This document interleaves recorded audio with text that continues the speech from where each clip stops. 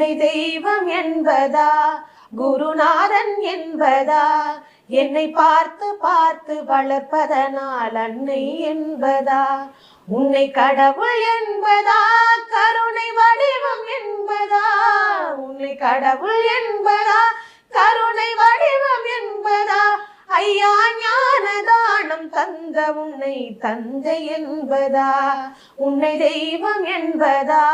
குருநாதன் என்பதா என்னை பார்த்து பார்த்து வளர்ப்பதனால் அன்னை என்பதா